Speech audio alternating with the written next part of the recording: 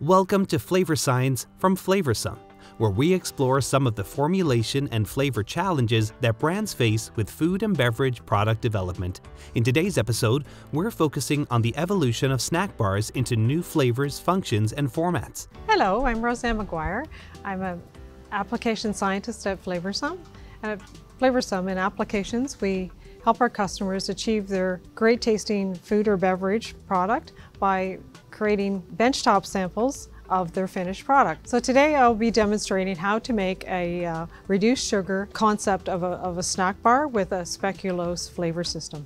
A speculoos flavor system, you may be familiar with it. It's like a sweet, warm spice, a little bit of spice note, similar to a Biscoff flavor system. So the approach to getting a good result is to start with a full sugar system, and then do 25% reduction in sugar in a formula, and then the third idea is to do 25% reduction in sugar plus the addition of a sweetness modulus, and that will help us achieve a sweetness taste delivery that will taste similar to a full sugar in your finished bar product. So when I think about creating a benchtop sample, I look at the foundations of the actual bar.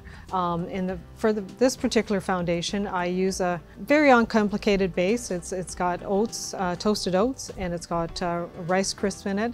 And then I combine that with a syrup, a binding syrup. To make up the lost bulk of the sugar that's in the original full sugar bar, I add corn fiber to function like the sugar in the syrup, but also add the sweetness flavor modules, and that will produce a product that has the same sweetness delivery as a full sugar product. So then I come up with the base of the product. When the base of the product includes toasted large flake oats, gluten-free, as well as gluten-free rice crisp. The rice crisps add a nice crispy texture to the product, and for the oats, being toasted, they give you a little bit chewier texture, and the combination gives you a simulation of a nice, delightful bar texture. So what's next is the binding syrup, and for this particular binding syrup, we use brown sugar, we use unsalted butter, and we use rice syrup, 60 DE, and we use a small amount of corn fiber. Next, we're going to combine the ingredients that go into the pot to make the binding syrup. So first I'll start with brown sugar, and then I'll add the butter, then I'll add the rice syrup, the 60 DE, and the last component I'll add is the corn fiber. So you notice the flavor is still on the side. Once we produce the caramel in the pot, once it's cooked and it's cooled slightly, then we will add the flavor in. And it's important, and this flavor contains the speculoos type flavor. It's an all-natural flavor system. It's actually an organic flavor, as well as the sweetness flavor module. And it's important not to put it in when I take it directly off the stove, because I don't want to reduce the intensity of the flavor system.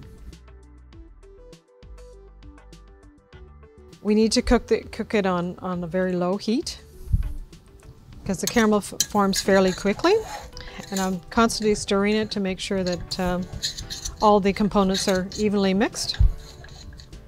You can see the components are starting to come together. So when it slowly drips off the spoon, then you know you've cooked it far enough. You don't want to cook it too far, or else you'll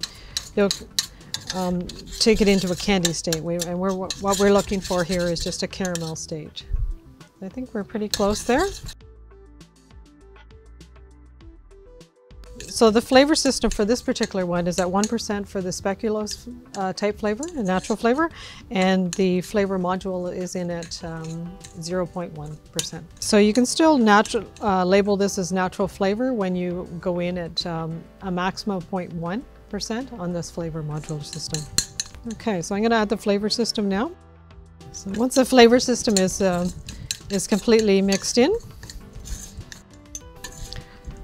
then I'll add the dry ingredients, the oats and the and the Rice Crisps. In this particular case, I'm going to make little clusters, and the little clusters have become very popular in the snack bar market. The main watch out is it's easier as far as production to create a bar, because you can just form it into a pan, like a parchment lined pan, and then press it down and then refrigerate it and then cut it after it's been cooled for 25 minutes in the refrigerator. The flavor system does work similar in a cluster, so you need the same level of flavor. So once it's well mixed together, so you just form the balls into a nice, about that size of ball, and then I'm pressing it in my hand as I'm rolling it to create a nice cluster format.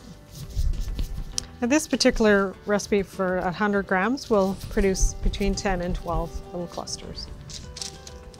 And again, because it's a small mixture, it doesn't take long to cool. You can put it in the refrigerator for 20 minutes after to set the texture. The key is to have the taste as similar to full sugar product as you can.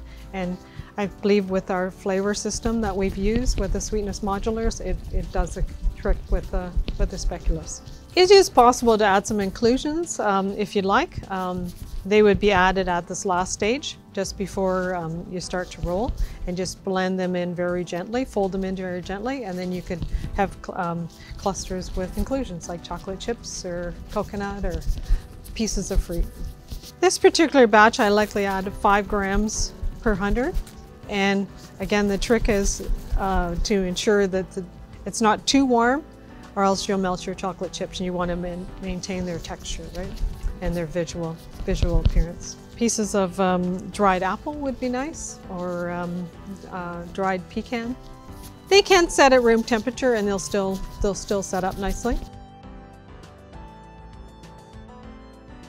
Certainly, if they have a new idea that they're looking for, have them reach out to us. We have a full line of flavor chemists that can customize a specific flavor system for them, and then I can take care of taking your base ingredients and creating a snack bar with that customized flavor system, and you'll end up with a winning product that will go on the market.